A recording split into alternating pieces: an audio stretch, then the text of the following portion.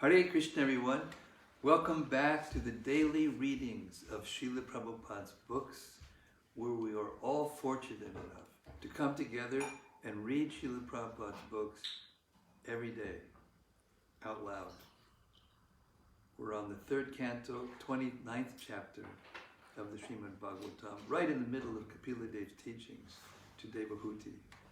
And we have another room full of spiritual personalities here from all walks of life and all different places. And here we are. Welcome home to Krishna's family. Okay. Before we start, and welcome all of you out there in cyberspace. Welcome back. Let's read Srila Sanatana Goswami's prayer to Srimad-Bhagavatam, which is filled with spiritual realization and deep understanding of what we're reading. And we do this every single day so that we can go deeper into the Srimad-Bhagavatam together. It's called Srimad-Bhagavata Mahima Stotram, and it goes like this. Sarva Shastrabdi Piyusha Sarva Vedaika Satpala Sarva Siddhanta Ratnadya Sarva Lokaika Drikprada. O nectar from the ocean of all scriptures, singular fruit of all the Vedas, rich mine of the precious gems of all conclusive truths, you are the only giver of sight to all the worlds. Sarva Bhagavata Prana Srimad Bhagavata Prabhu Kalidwan Durita Nidya Sri Krishna Parivartita. O life air of all the Supreme Lord's devotees, O Master Srimad Bhagavatam, you are the sun risen in the darkness of Kali. You are the exact image of Sri Krishna. Paramananda Pataya Prema Varshaksharayate Sarvada Sivasevyaya Sri Krishnaya Namostume. I bow down to you, who are supremely blissful to read. Your every syllable pours down a flood of prema. Well, our techie has forgotten the Hare Krishna. Just a second, we're going to be wired. I hope you could hear something. Maybe it sounded a little bit in the distance, but it should be okay. We're in the middle of our prayer by Sanatana Goswami. I bow down to you. That's the Bhagavatam. We're all bowing down to the Bhagavatam. Okay. Just so we're on the same page. Hare Krishna. I bow down to you who are supremely blissful to read. Your every syllable pours down a flood of prema. You can always be served by everyone. You are Sri Krishna himself. Madekabando matsangin madguro mad mahadana mannishtadagamad bhagyam mad anandanamostute. My only friend, my constant companion, my spiritual master, my great wealth, my good fortune, my source of ecstasy, I bow down to you. Asadu, sadhu tadayin, atini chochata kara, hanamun chagadachin mam premna red kanta yospuda. O bestower of saintliness to the unsaintly, O exalter of the most fallen, please never leave me. Always appear in my heart and my voice with pure love. Om Namo Bhagavate Vasudevaya. Om Namo Bhagavate Vasudevaya. Om Namo Bhagavate Vasudevaya. And what's the name of this chapter? Someone can tell me? Explanation of devotional service by Lord Kapila. Okay, we're on chapter 29 of the third canto, the explanation of devotional service by Lord Kapila Dev, who came specifically to the material world to explain this to us. Lucky us. Beginning with text 15, we're right in the middle of the chapter, don't mind. This is what we do for a living. Hare Krishna. Depend completely on Krishna, read and see what happens. And so far, so good. A devotee must execute his prescribed duties, which are glorious, without material profit. That's what I meant by we do this for a living. We don't care about material profit. But it comes by Krishna's grace, whatever we need. Without excessive violence, one should regularly perform one's devotional activities.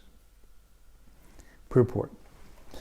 One has to execute his prescribed duties according to his social position as the Brahmana, Kshatriya, Vaishya, or Shudra. The prescribed duties of the four classes of men in human society are also described in Bhagavad Gita. The activities of Brahmanas are to control the senses and to become simple, clean, learned devotees. The Kshatriyas have the spirit for ruling. They are not afraid on the battlefield, and they are charitable. The Vaishyas, or the mercantile class of men, trade in commodities, protect cows, and develop agricultural produce. That's including banking, by the way. The Shudras, or laborer class, serve the higher classes because they themselves are not very intelligent. From every position, as confirmed in Bhagavad Gita, Swakarmana tam abhyarcha, one can serve the Supreme Lord by performing one's prescribed duty. It is not that only the Brahmanas can serve the Supreme Lord and not the Shudras. Anyone can serve the Supreme Lord by performing his prescribed duties under the direction of a spiritual master or representative of the Supreme Personality of Godhead. No one should think that his prescribed duties are inferior. A Brahmana can serve the Lord by using his intelligence, and the Kshatriyas can serve the Supreme Lord by using his military arts, just as Arjuna served Krishna. Arjuna was a warrior. He had no time to study Vedanta or other highly intellectual books. The damsels in Brajadam were girls born of the Vaishya class, and they engaged in protecting cows and producing agriculture. Krishna's foster father, Nanda Maharaj, and his associates were all Vaishyas. They were not at all educated, but they could serve Krishna by loving him and by offering everything to him.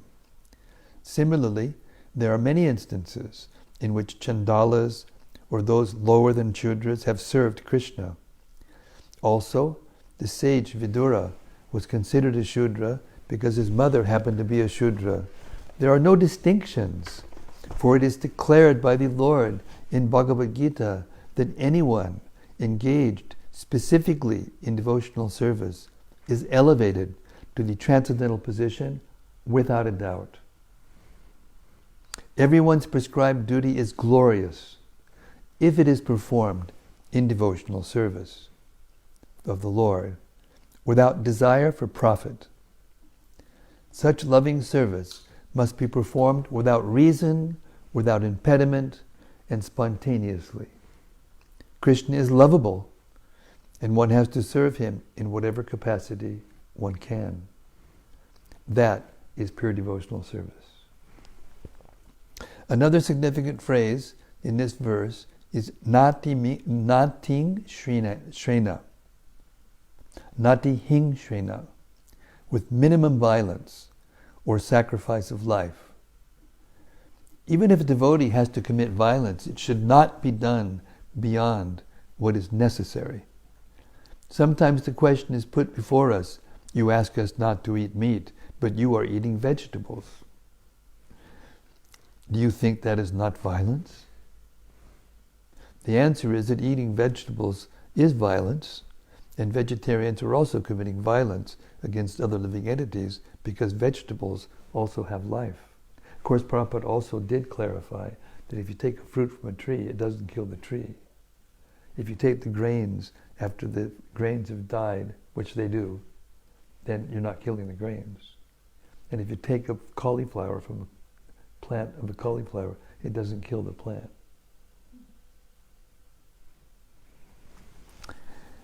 Non-devotees are killing cows, goats, and so many other animals for eating purposes.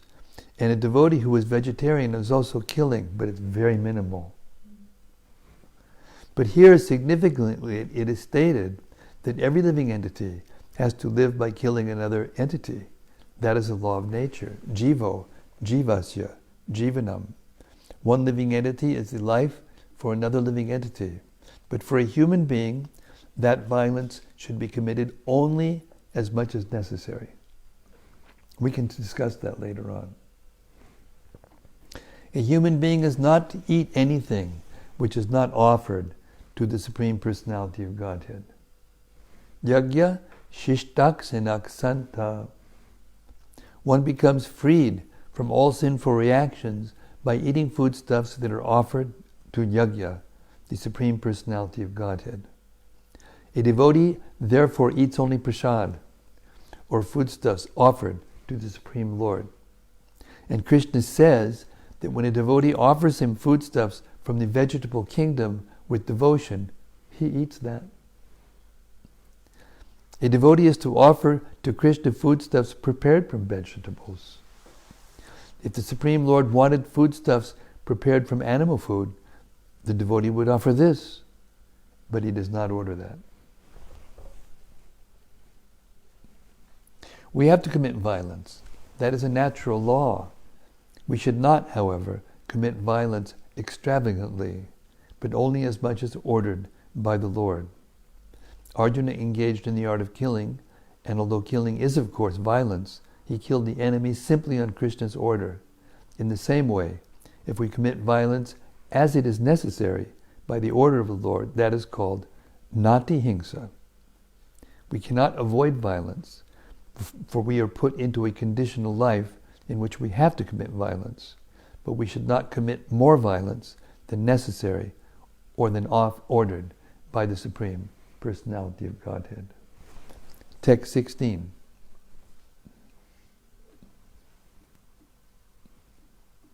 The devotee should regularly see my statues in the temple, touch my lotus feet, and offer worshipable paraphernalia and prayer. He should see in the spirit of renunciation from the mode of goodness and see every living entity as spiritual. Purport.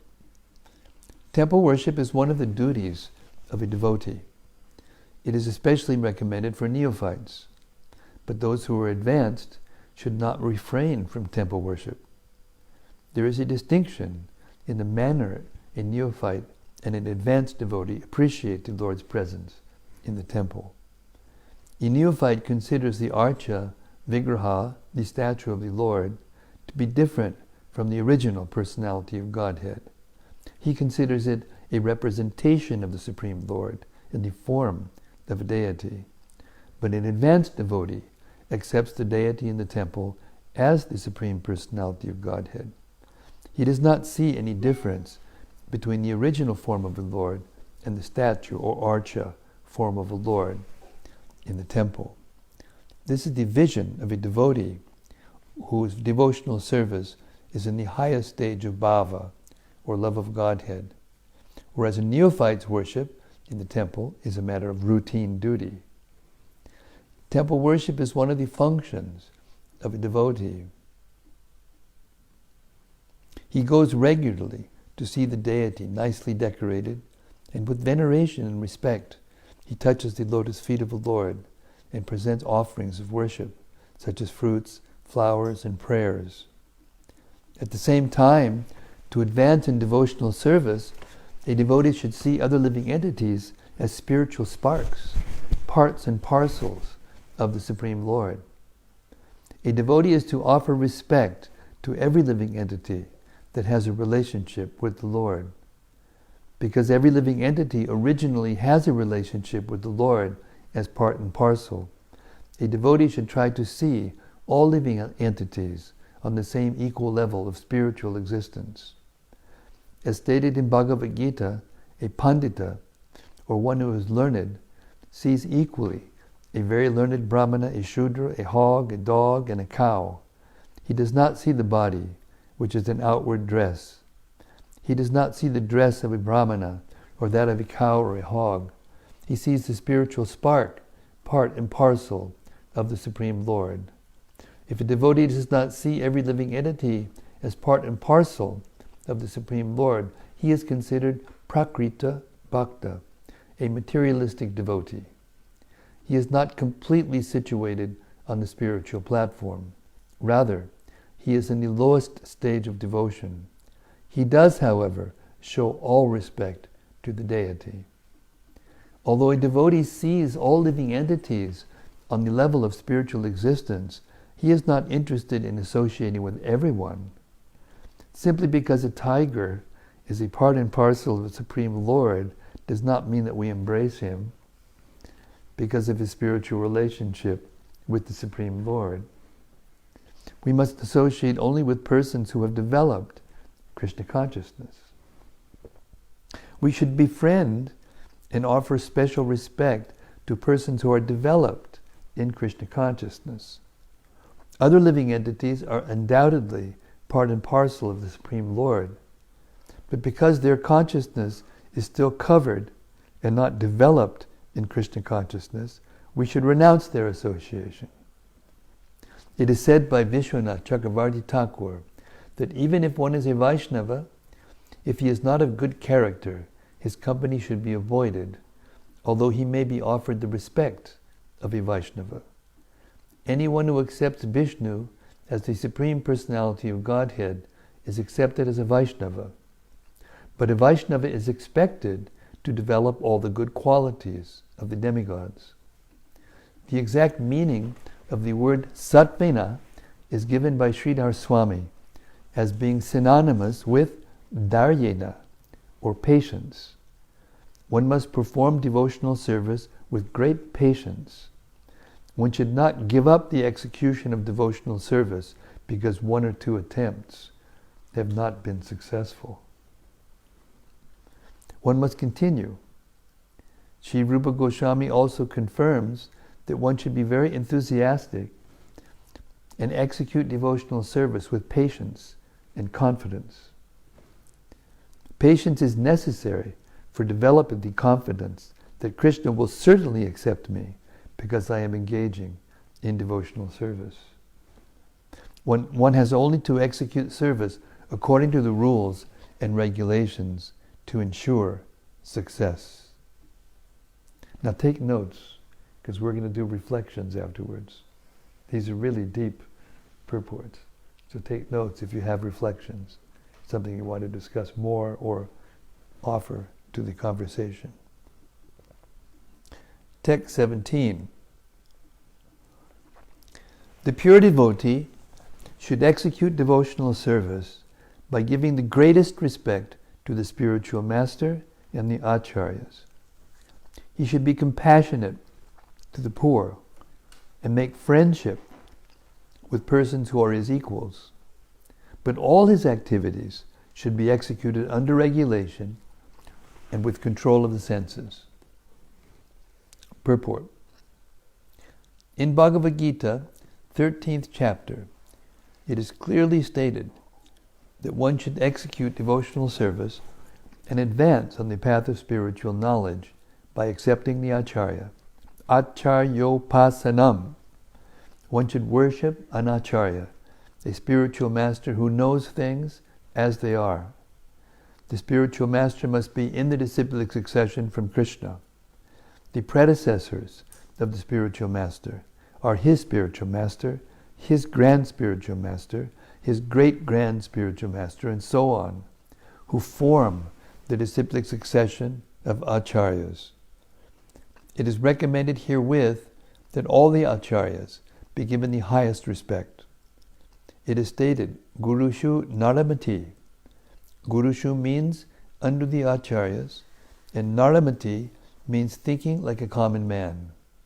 To think of the Vaishnavas, the devotees, as belonging to a particular caste or community, to think of the acharyas as ordinary men, or to think of the deity in the temple as being made of stone, wood, or metal, is condemned. Niyamena, one should offer the greatest respect to the acharyas according to the standard regulations. A devotee should be compassionate to the poor. This does not refer to those who are poverty-stricken materially. I'll read that again. A devotee should also be compassionate to the poor. This does not refer to those who are poverty-stricken materially. According to devotional vision, a man is poor if he is not in Krishna consciousness. A man may be very rich materially, but if he is not Krishna conscious, he is considered poor. On the other hand, many acharyas, such as Rupa Goswami and Sanatana Goswami, used to live beneath trees every night. Superficially, it appeared that they were poverty-stricken. But from their writings, we can understand that in spiritual life, they were the richest personalities. A devotee shows compassion to those poor souls who are wanting in spiritual knowledge by enlightening them in order to elevate them to Krishna consciousness. That is one of the duties of a devotee. He should also make friendship with persons who are on an equal level with himself, or who have the same understanding as that he does. For a devotee, there is no point in making friendships with ordinary persons. He should make friendship with other devotees so that by discussing amongst themselves, they may elevate one another on the path of spiritual understanding. This is called Ishtagoshti. In Bhagavad Gita, there is reference to Podayanta Parasparam, Bodhayanta Parasparam, discussing among themselves. Generally, pure devotees utilize their valuable time in chanting and discussing various activities of Lord Krishna or Lord Chaitanya among themselves. There are innumerable books, such as the Puranas, Mahabharata, Bhagavatam, Bhagavad Gita, and Upanishads, which contain countless subjects for discussion among two devotees or more. Friendship should be cemented between persons with mutual interests and understanding. Such persons are said to be swajati, of the same caste. The devotee should avoid a person whose character is not fixed in the standard understanding, even though he may be a Vaishnava or a devotee of Krishna. If his character is not correctly representative, then he should be avoided. One should steadily control the senses and the mind and strictly follow the rules and regulations, and he should make friendship with persons of the same standard. Text 18. A devotee should always try to hear about spiritual matters and should always utilize his time in chanting the holy name of the Lord. His behavior should always be straightforward and simple. And although he is not envious but friendly to everyone, he should avoid the company of persons who are not spiritually advanced. Purport. In order to advance in spiritual understanding, one has to hear from authentic sources about spiritual knowledge. One can understand the reality of spiritual life by following strict regulative principles and by controlling the senses. To have control, it is necessary that one be nonviolent and truthful, refrain from stealing, abstain from sex life, and possess only that which is absolutely necessary for keeping the body and soul together. One should not eat more than necessary. He should not collect more paraphernalia than necessary. He should not talk unnecessarily with common men. And he should not follow the rules and regulations without purpose. He should follow the rules and regulations so that he may actually make advancement. That's called blind following, or not to follow blindly, rather. There are 18 qualifications mentioned in Bhagavad Gita, among which is simplicity. One should be without pride. One should not demand unnecessary respect from others. And one should be non-violent. Amanitvam, adambitvam, ahimsa. One should be very tolerant and simple. One should accept the spiritual master, and one should control the senses. These are mentioned here and in Bhagavad Gita as well. One should hear from authentic sources how to advance in spiritual life. Such instructions should be taken from the Acharya and should be assimilated. It is especially mentioned here, Nama Sankirtanacha. One should chant the holy names of the Lord. Hare Krishna, Krishna Krishna, Hare Hare.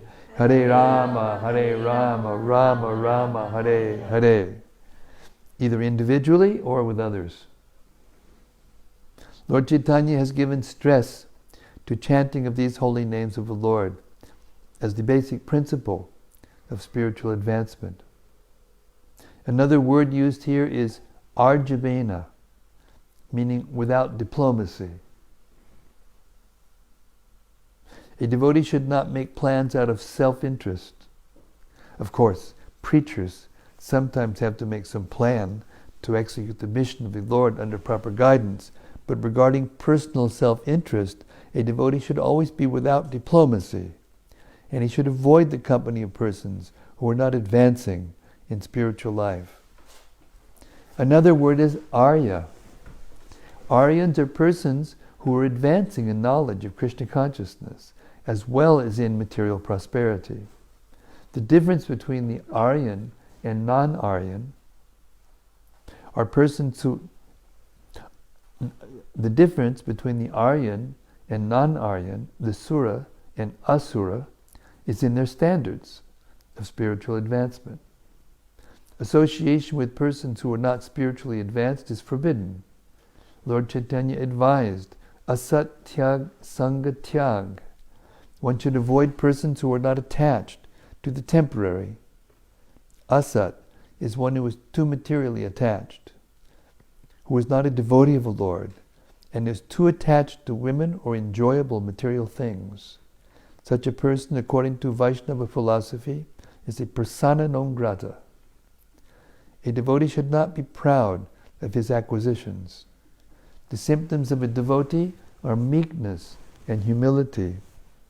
Although spiritually very advanced, he will always remain meek and humble.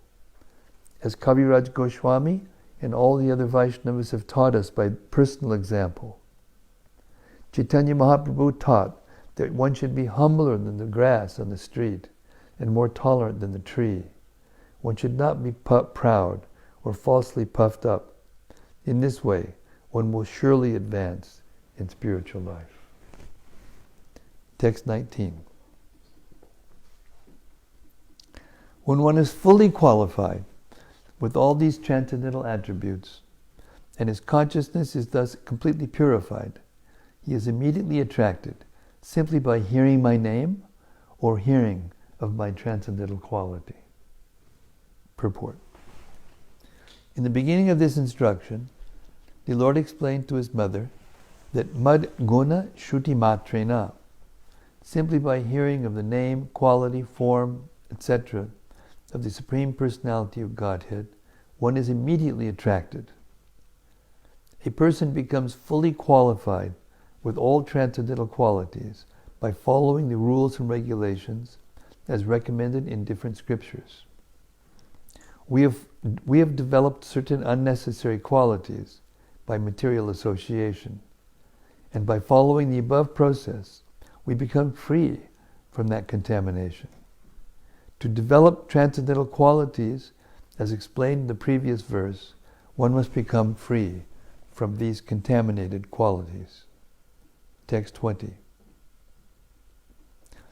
As the chariot of air carries an aroma from its source and immediately catches the sense of smell, similarly, one who constantly engages in devotional service in Krishna consciousness can catch the Supreme Soul, who is equally present everywhere. Purport. As a breeze carrying a pleasant fragrance from a garden of flowers at once captures the organ of smell, so one's consciousness saturated with devotion can at once capture the transcendental existence of the Supreme Personality of Godhead, who, in his Paramatma feature, is present everywhere, even in the heart of every living being. As it is stated in Bhagavad Gita that the Supreme Personality of Godhead is Kshetrajna, present within this body, but he is also simultaneously present in every other body. Since the individual soul is present only in a particular body, he is altered when another individual soul does not cooperate with him. The Supersoul, however, is equally present everywhere. Individual souls may disagree, but the Supersoul, being equally present in everybody, is called unchanging or avikari. The individual soul, when fully saturated with Krishna consciousness, can understand the presence of the Supersoul. It is confirmed in Bhagavad Gita that bhaktya mam abhijanati, a person saturated with devotional service in full Krishna consciousness, can understand the Supreme Personality of Godhead, either as Supersoul or as the Supreme Person. Text 21. I am present in every living entity as the Supersoul. If someone neglects or disregards that Supersoul everywhere and engages himself in the worship of the deity in the temple, that is simply imitation. Purport. In purified consciousness, or Krishna consciousness, one sees the presence of Krishna everywhere. If, therefore, one only engages in deity worship in the temple and does not consider other living entities, then he is in the lowest grade of devotional service. One who worships the deity in the temple and does not show respect to others is a devotee on the material platform, in the lowest stage of devotional service. A devotee should try to understand everything in relationship with Krishna and try to serve everything in that spirit. To serve everything means to engage everything in the service of Krishna. If a person is innocent and does not know his relationship with Krishna, an advanced devotee should try to engage him in the service of Krishna. One who is advanced in Krishna consciousness can engage not only the living being, but everything in the service of Krishna. Text 22. One who worships the deity of Godhead in the temples, but does not know that the Supreme Lord as Paramatma is situated in every living entity's heart, must be in ignorance, and is compared to one who offers oblations unto ashes. Purport. It is clearly stated herein that the Supreme Personality of Godhead, in his plenary expansion of Supersoul, is present in all living entities. The living entities have 8,400,000 different kinds of bodies, and the Supreme Personality of Godhead is living in every body, both as the individual soul and as the Supersoul. Since the individual soul is part and parcel of the Supreme Lord, in that sense the Lord is living in every body. And as Supersoul, the Lord is also present as a witness. In both cases, the presence of God in every living entity is essential. Therefore, persons who profess to belong to some religious sect, but who do not feel the presence of the Supreme Personality of Godhead in every living entity and everywhere else, are in the mode of ignorance. If, without this preliminary knowledge of the Lord's omnipresence, one simply attaches himself to the rituals in a temple, church, or mosque, it is as if he were offering butter into ashes rather into the fire.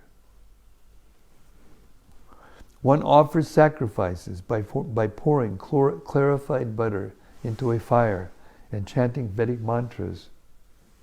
But even if there are Vedic mantras and all conditions are favorable, if the clarified butter is poured on ashes, then such a sacrifice will be useless. In other words, a devotee should not ignore any living entity. The devotee must know that in every living entity, however insignificant he may be, even in an ant, God is present. And therefore every living entity should be kindly treated and not be subjected to any violence. In modern civilized society, slaughterhouses are regularly maintained and supported by a certain type of religious principle. But without knowledge of the presence of God in every living entity, any so-called advancement of human civilization, either spiritual or material, is to be understood as being in the mode of ignorance. 23. One who offers me respect, but is envious of the bodies of others, and is therefore a separatist, never attains peace of mind, because of his inimical behavior towards other living entities. I mean, doesn't get any better than this. Hare Krishna. Purport. In this verse, two phrases, Bhuteshu Bhadavirasya, inimical toward others, and Dvishatak Padakaye, envious of another's body, are significant. One who is envious of or inimical towards others never experiences any happiness. I'll read that again. One who is envious of or inimical towards others never experiences any happiness. A devotee's vision, therefore, must be perfect.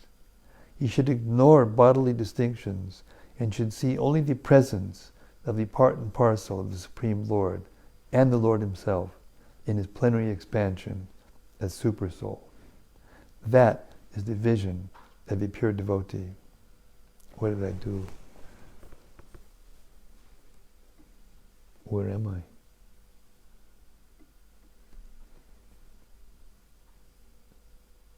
Text 23. Which one? 23. How did I get to 16? That was kind of odd. Oh, I see. I clicked on the bar in the wrong place. Hare Krishna. 23 purport. Sorry. This is proof that in the material world, we all make mistakes. It's not possible to avoid making a mistake. 23. Purport, right? You are in towards the end of the first paragraph. The bodily expression Yeah. of a particular type of living entity. Yeah, I'll read that last couple of sentences again. This is really important. A devotee's vision, therefore, must be perfect. He should ignore bodily distinctions and should see only the presence of the part and parcel of the Supreme Lord Himself in His plenary expansion as Supersoul. That is the vision of a pure devotee. The bodily expression of a particular type of living entity is always ignored by the devotee. It is expressed herein that the Lord is always eager to deliver the conditioned souls who have been encaged within material bodies. Devotees are expected to carry the message or desire of the Lord to such conditioned souls and enlighten them with Krishna consciousness. Thus they may be elevated to transcendental spiritual life, and the mission of their lives will be successful. Of course, this is not possible for living entities who are lower than human beings, but in human society, it is feasible that all living entities can be enlightened with Krishna consciousness. Even living entities who are lower than human can be raised to Krishna consciousness by other methods. For example, Shivananda Sen, a great devotee of Lord Chaitanya, delivered a dog by feeding him prasad. Distribution of prasad, or remnants of foodstuffs offered to the Lord, even to the ignorant masses of people and to animals, gives such living entities the chance for elevation to Krishna consciousness. Factually, it happened that the same dog, when met by Lord Chaitanya at Puri, was liberated from the material condition. What to speak of when we go out to human beings and give out the books? Even when they touch the book, come in contact, open the book, or a devotee reads one sentence, they get eternal benefit. It is especially mentioned here that a devotee must be free from all violence. Jiva Hingsa. Lord Chaitanya has recommended that a devotee not commit violence to any living entity. Sometimes the question is raised that since vegetables have life and devotees take vegetables foodstuffs, isn't that violence? Firstly, however, taking some leaves, twigs, or fruit from a tree or plant does not kill the plant. Besides that, Jiva Hingsa means that since every living entity has to pass through a particular type of body according to his past karma, although every living entity is eternal, he should not be disturbed in his gradual evolution. A devotee has to execute the principles of devotional service exactly as they are, and he must know that however insignificant a living entity may be, the Lord is present within him. A devotee must realize this universal presence of the Lord. So this is very important, this conception of nonviolence. It's not just to kill or maim, but it's also to prevent a living being from doing something or going somewhere which they are actually entitled to. Stop them from doing something they're entitled. Like if someone comes in and kicks us out of this room even though we paid for a month's rent, that's violence. Or if we take the life of a living entity before that living entity lives out its natural lifespan, that's violence.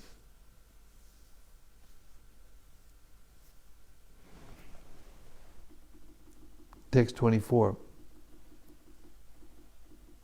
My dear mother, even if he worships with proper rituals and paraphernalia, a person who is ignorant of my presence in all living entities never pleases me by worshiping my deities in the temple. This is so important for all of us, especially those of us who live in a temple, but all of us.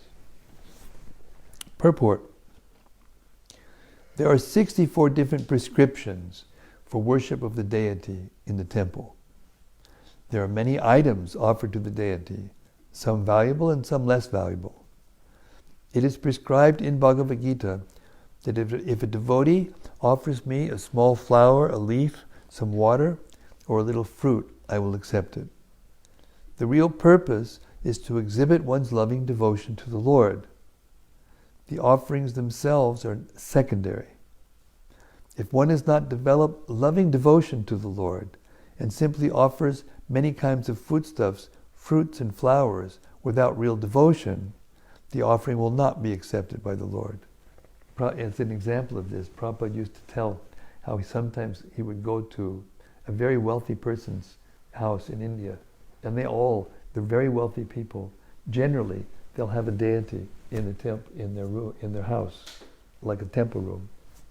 But the ones who are not Krishna conscious, they'll keep the deity very opulently, and then when it came time to offer something, they'll put a banana in there, and then shut the door and say, okay, you eat. And then they'll go and cook a big feast for themselves and eat so opulently, but the devotee just gets a banana. And then how they justify that is Bhagavad Gita says, Patram Pushpam Palam Toyam. If you offer me a leaf, a flower, a fruit, or water, I will accept it. So this is what it means to act like you're a devotee, but not really be a devotee. So externally you go and the deity's got opulent paraphernalia and marble, statue, and this and that. But when it comes to feeding him, giving him a banana, and we eat the sumptuous feast. And actually those kinds of people are the hardest ones to convince and to teach otherwise. Because they're surrounded by a cultural, kind of surroundings that make them think that they're great or that they're okay, when they have no idea that the deity is Krishna.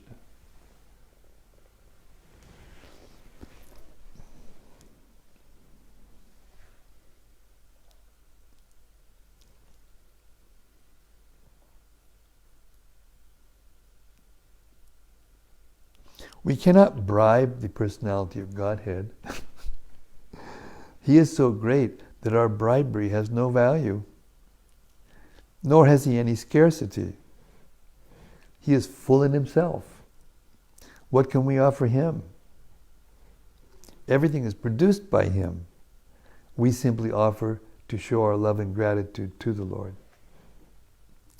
This gratitude and love for God is exhibited by a pure devotee who knows that the Lord lives in every living entity. As such, temple worship necessarily includes distribution of prasad. It is not that one should create a temple in his private apartment or private room, offer something to the Lord, and then eat. Of course, that is better than simply cooking foodstuffs and eating it without understanding one's relationship with the Supreme Lord. People who act in this manner are just like animals. But the devotee who wants to elevate himself to the higher level of understanding must know that the Lord is present in every living entity, and, as stated in the previous verse, one should be compassionate to other living entities. A devotee should worship the Supreme Lord, be friendly to persons who are on the same level, and be compassionate to the ignorant. One should exhibit his compassion for ignorant living entities by distributing prasad. Distribution of prasad to the ignorant masses of people is essential for persons who make offerings to the personality of Godhead. Real love and devotion is accepted by the Lord. Many valuable foodstuffs may be presented to a person, but if the person is not hungry, all such offerings are useless for him.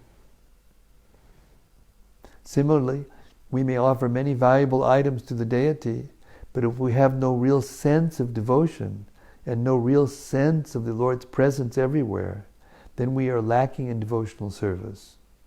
In such a state of ignorance, we cannot offer anything acceptable to the Lord. Text 25. Performing his prescribed duties, one should worship the deity of the Supreme Personality of Godhead until one realizes my presence in his own heart and in the hearts of other living entities as well. Purport. Worship of the deity of the Supreme Personality of Godhead is prescribed herewith even for persons who are simply discharging their prescribed duties. There are prescribed duties for the different social classes of men, the Brahmanas, the Vaishyas, the Kshatriyas, and the Shudras, and for the different ashramas, brahmacharya, grihastha, vanaprastha, and sannyas. One should worship the deity of the Lord until one appreciates the presence of the Lord in every living entity. In other words, one should not be satisfied simply by discharging his duties properly. He must realize his relationship and the relationship of all other living entities with the Supreme Personality of Godhead. If he does not understand this, then even though he discharges his prescribed duties properly, it is to be understood that he is simply laboring without profit. The word swakarma krit in this verse is very significant. Swakarma krit is one who engages in discharging his prescribed duties. It is not that one who has become a devotee of the Lord or who engages in devotional service should give up his prescribed duties. No one should be lazy under the plea of devotional service. One has to execute devotional service according to his prescribed duties. Swakarma krit means that one should discharge the duties prescribed for him without neglect. Text 26. As the blazing fire of death, I cause great fear to whoever makes the least discrimination between himself and other living entities because of a differential outlook. Purport. There are bodily differentiations between all varieties of living entities, but a devotee should not distinguish between one living entity and another on such a basis. A devotee's outlook should be that both the soul and the supersoul are equally present in all varieties of living entities. Text 27. Therefore, through charitable gifts and attention, as well as through friendly behavior, and by viewing all to be alike, one should propitiate me, who abide in all creatures as their very self. Capital S. Purport. It should not be misunderstood that because the supersoul is dwelling within the heart of a living entity, the individual soul has become equal to him. The equality of the supersoul in the individual soul is misconceived by the impersonalist. Here it is distinctly mentioned that the individual soul should be recognized in relationship with the Supreme Personality of Godhead. The method of worshiping the individual soul is described here as either giving charitable gifts or behaving in a friendly manner, free from any separatist outlook. The impersonalist sometimes accepts a poor individual soul as being Daridra Narayana, meaning that Narayana, the Supreme Personality of Godhead, has become poor. This is a contradiction. The Supreme Personality of Godhead is full in all opulences. He can agree to live with a poor soul or even with an animal, but this does not make him poor. There are two Sanskrit words used here, mana and dana. Mana indicates a superior, and dana indicates one who gives charitable gifts or is compassionate towards an inferior. We cannot treat the Supreme Personality of Godhead as inferior who is dependent on our charitable gifts. When we give charity, it is to a person who is inferior in his material or economic condition.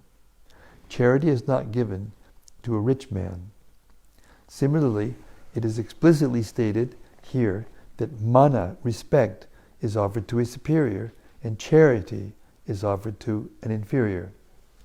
The living entities, according to different results of fruitive activities, may become rich or poor, but the Supreme Personality of Godhead is unchangeable. He is always full in 6 opulences. Treating a living entity equally does not mean treating him as one would treat the Supreme Personality of Godhead.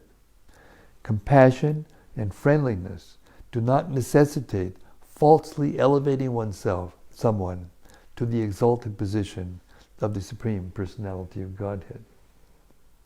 We should not, at the same time, misunderstand that the supersoul situated in the heart of an animal like a hog and the supersoul situated in the heart of a learned Brahmana are different.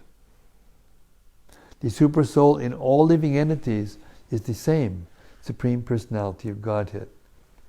By his omnipotency, he can live anywhere. He can create his Vaikuntha situation everywhere. That is his inconceivable potency. Therefore, when Narayana is living in the heart of a hog, he does not become a hog, Narayana. He is always Narayana, and is unaffected by the body of a hog. Text 28. Living entities are superior to inanimate objects, O Blessed Mother. And among them, living entities who display life symptoms are better. Animals with developed consciousness are better than them, and better still are those who have developed sense perception. Here's the hierarchy that Darwin saw. It's in the Vedas, the hierarchy of living beings.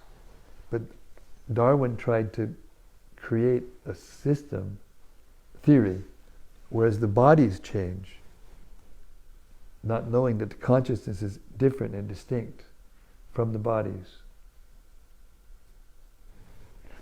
Purport. In the previous verse, it was explained that living entities should be honored by charitable gifts and friendly behavior.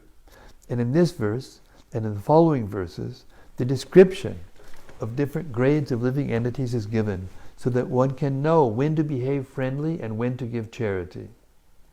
For example, a tiger is a living entity, part and parcel of the Supreme Personality of Godhead, and the Supreme Lord is living in the heart of the tiger as Supersoul. But does this mean that we have to treat the tiger in a friendly manner?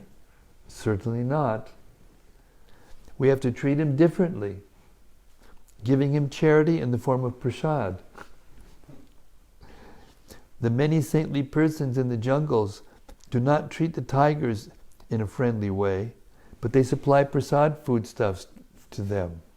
The tigers come, take the food, and go away, just as a dog does.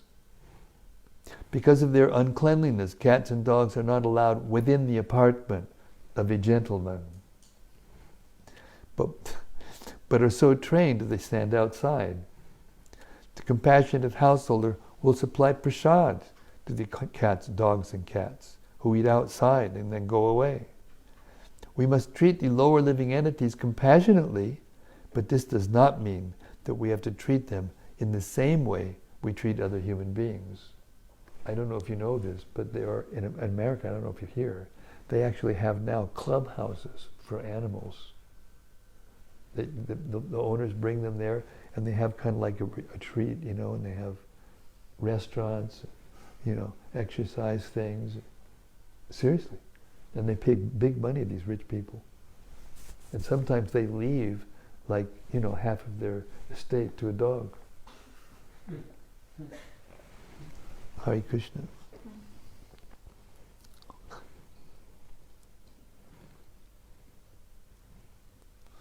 The feeling of equality must be there, but the treatment should be discriminating. Just how discrimination should be maintained is given in the following 6 verses concerning the different grades of living conditions. The first division is made between dead, stone-like matter and the living organism. A living organism is sometimes manifested even in stone. Experience shows that some hills and mountains grow.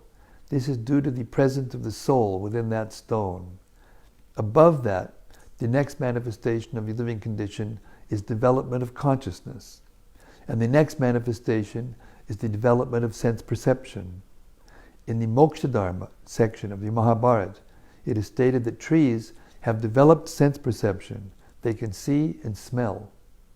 We know that, but we know by experience that trees can see. Sometimes in its growth, a large tree changes its course of development to avoid some hindrances. This means that a tree can see, and according to Mahabharata, a tree can also smell. This indicates the development of sense perception. And we're going to stop here, the readings. That's an hour. We usually go for about an hour. So, there were lots of really interesting and lovely instructions here in the book and Prabhupada's purports about how to think properly in spiritual consciousness. It's not just some mechanical rule and regulation that we follow. It's meant to bring us to a state of consciousness and behavior that allows us to associate with different persons and living beings according to their positions and according to our position in a way that we stay fully conscious, Krishna conscious. And in a way that our love for living beings is manifested properly, so that we don't do unnecessarily violence and we don't do unnecessary affection to those who can't appreciate it or don't know what to do with it. You give a gulab jamun to a pig and they won't take it. You give halava to a tiger and he won't take it. That's sentimentality. So by spiritual knowledge and by practicing the principles of devotional service, we learn not just to discriminate, but our vision changes and our senses, our sense perception change in such a way as we can discriminate.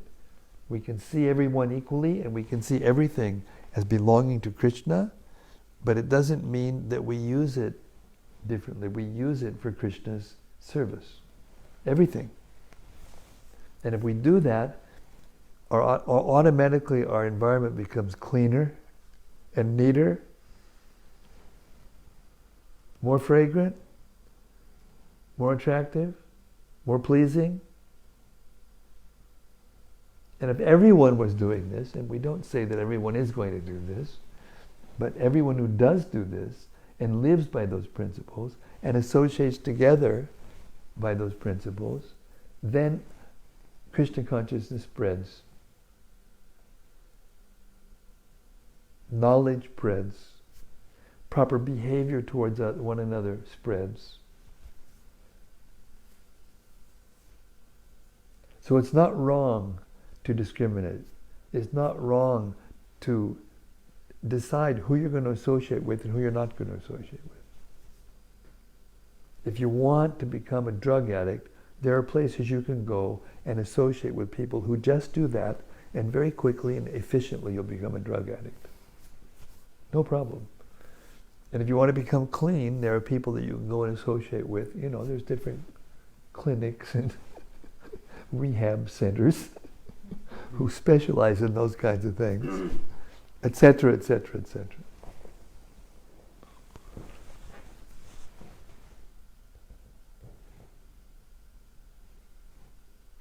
Okay, I'll shut up now. Any reflections? That was my reflection for the day. Any reflections on what we've read? Anything that stood out in the reading, or what you want to have? Yes, please. Name? Eve. Eve. It's a pleasure to meet you. We met at You see this? university once. Oh yes, I remember. Yes. This is. I remember. I think I told you when you approached. Yeah, you did. I've been thinking about that today. Yeah. Do I I clip? noticed that when I said that, you lit up like a light bulb. Yeah. Because probably your parents are trying to tell you something else. That's what the question was about, actually. I think I remember. Today's question is about my parents. So you said that being poor is nothing material. It's not having knowledge of Krishna consciousness. My parents see themselves as very rich because big house, lots of money, good jobs, and they're very closed off to any books. They're not closed off to prasad, but I don't think they quite understand what it is. And I'd like to... Now we find out what to do with Yeah. poor people. I'd like It's to... confirmed right in the purport, Yeah, wasn't it? yeah. Yeah, go ahead. I'd just like to bridge the gap between prasad and books and get them a little bit further, but I'm having a lot of resistance from them. It's very... This is a wonderful question. Thank you very much, and it's really nice to see you again. Hare Krishna. It's very difficult for parents to preach to their children. I mean, for children to preach to their parents. Sorry, that was a Freudian slip. Maybe it's because my parents are both gone. Anyway, very difficult. And better actually not to try. It makes it worse. Right. You know, Prabhupada, when we first joined and we didn't know what was going on, and most of our parents were not favorable. Some were, but most weren't. And some of them were really unfavorable. And they would go to an extreme and hire people to try to, get us out of the movement to save their face and whatever else they were trying to save. Hare Krishna. Certainly not us. And so Prabhupada said, here's the way you deal with your parents, especially when they're inimical. Whenever they say anything to you, you nod your head and you say, yes, sir. Yes, ma'am. Thank you, yes. That's right. That's right. And then you do what you have to do to become Krishna conscious. Because that's the way it is. That's the reality. Especially if you're living with them. If you're not living with them, that's another thing. Then you got a little more, wiggle room. But especially if you're living with them and dependent on them, then yes, sir. Yes. Fine. Very good. Yes, I agree. And then do what you have to do to be Krishna conscious. Without guilt. Without guilt. That's what I would do if I were you. And give them prasad. Maybe if you've planted the seed, it can grow in its own time. Yes. It will, actually. It will. And they'll get a taste. Even if they don't perceive it, they'll get a human birth in their next life. This is Shastra speaking, not just me. And they'll start off where they left off the last life. I bought my father a higher taste for Christmas. Because it doesn't look like a... I mean, you're doing it already. What are you asking questions? You should be setting up a clinic or something.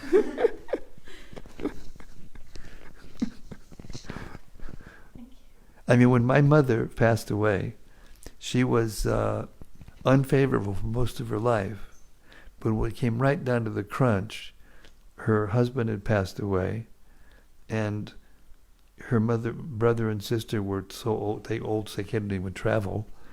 So she was basically alone, and her minister, her pastor in her church, was dealing with politics in the church, and he was trying to figure out another place to go, and so he wasn't around. And all of a sudden, here comes the Hare Krishna devotee, who happens to be her only son. And all of a sudden, she's with me and nobody else. And I'm reading to her the Krishna book. And I've been writing letters I got a whole shoebox full of letters in my room in Govardhan that I wrote to her over years. Right? But something went in. And so at the end, she actually became favorable. You can read about this. It's a very good article for you to read. It's in BTG, Bhaktivedanta Magazine. It's 1999.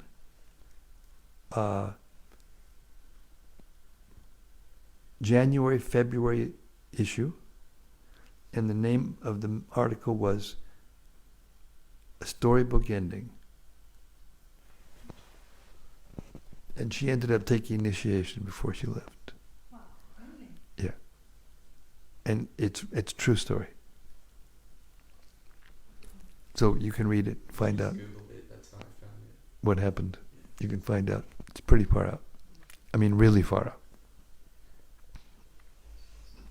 Thank you. Thank you.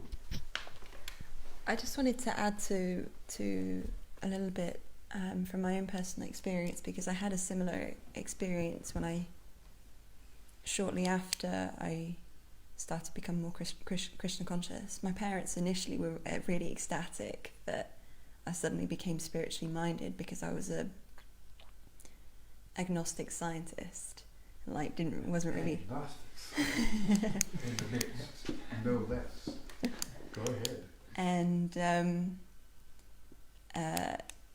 And then, sorry, my parents are quite staunch Catholics, so at one point they must have spoken to someone and they suddenly just became so unfavourable. Yes.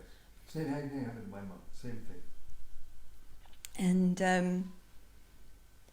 the last few times that I've been to see my parents, I've sort of resisted a little bit against them, like they'd say something.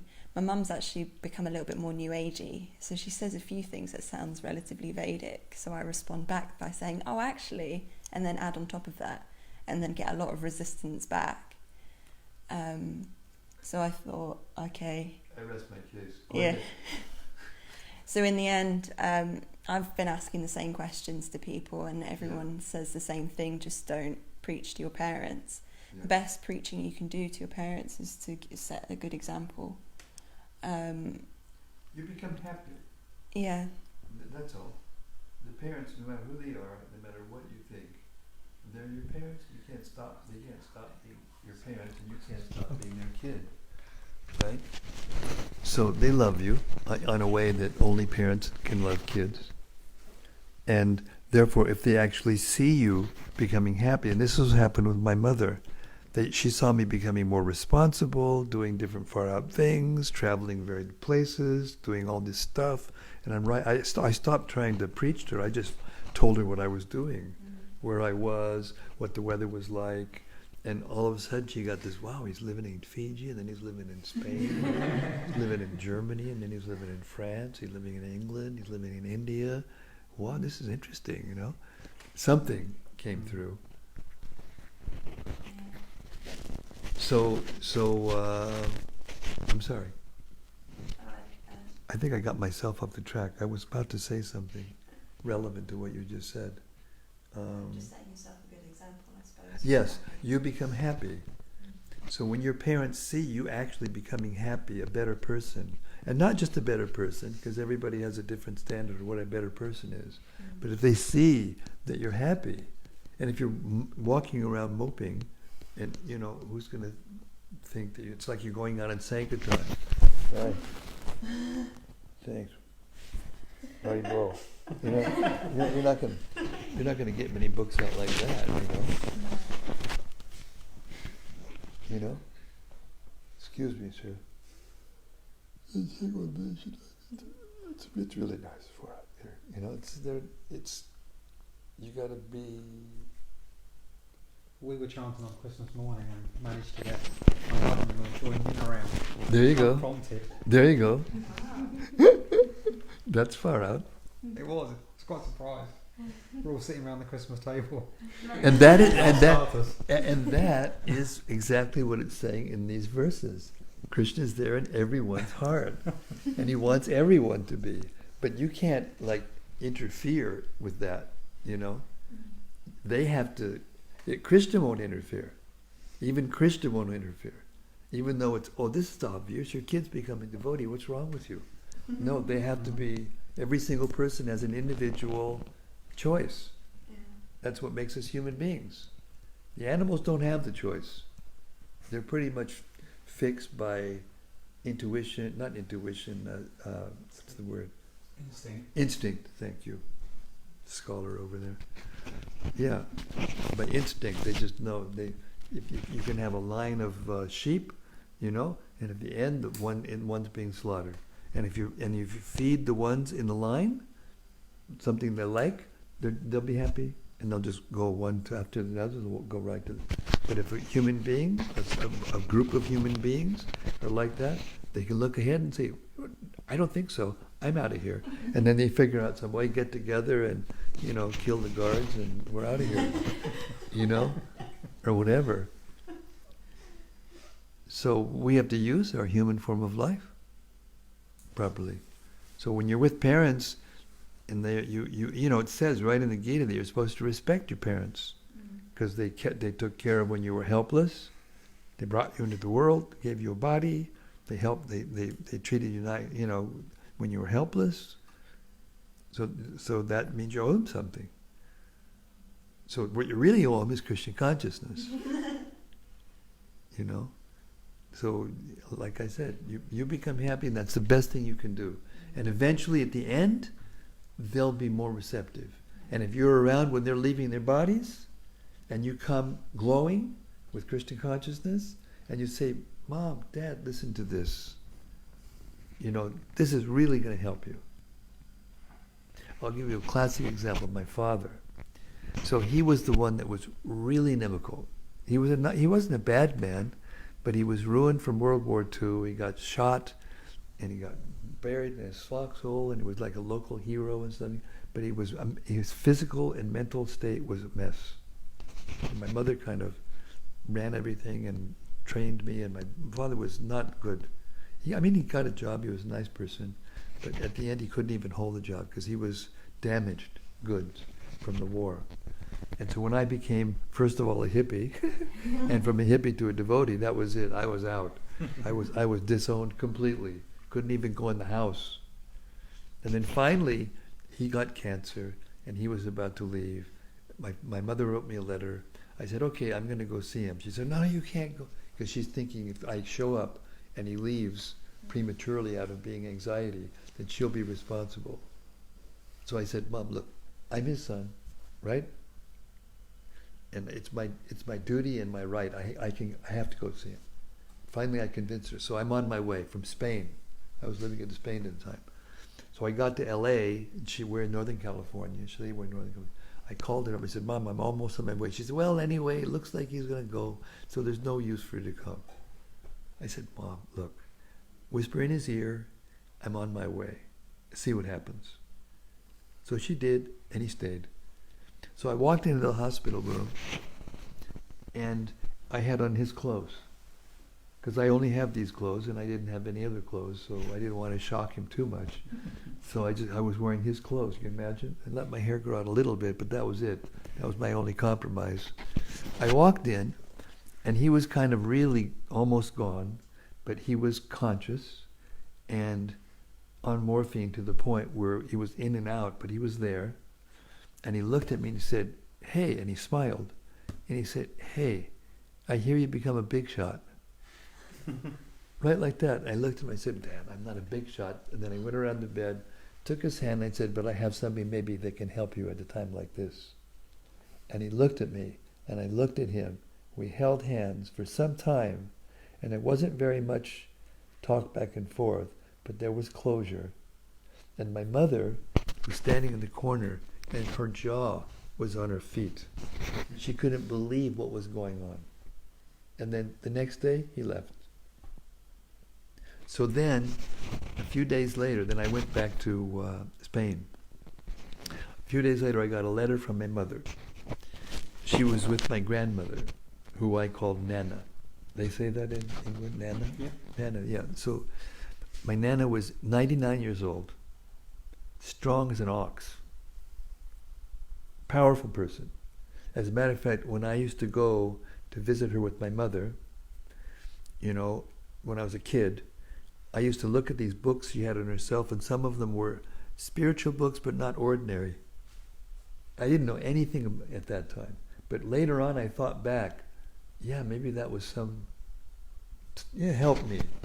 So I wrote her a letter, my grandmother, a very nice letter, and I thanked her for helping me in my spiritual life.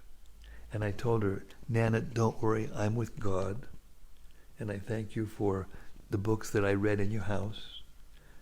And anyway, it was a long letter, but that was the gist of it. So then, sent the letter, and guess what? When the letter arrived, my mom just happened to be there visiting her. So my mom got the letter from the mailbox, brought it into her. She's laying on the bed, 99 years old. She gets the letter, and my mother told me that she thought that my grandnana was waiting for some contact. because she found out what happened with my dad. It was his mother. So then she got the letter, she read it, she put the letter on her chest and left her body. Just like that.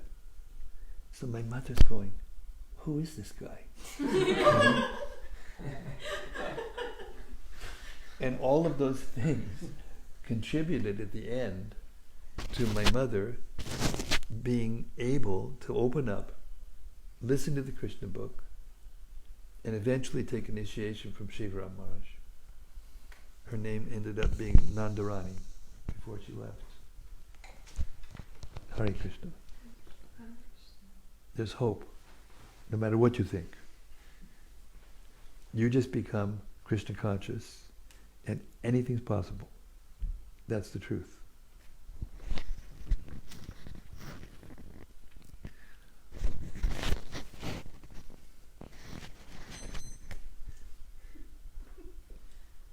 Okay, we're going to stop the reading now because we're running out of data. Okay, and we're already, well over an hour.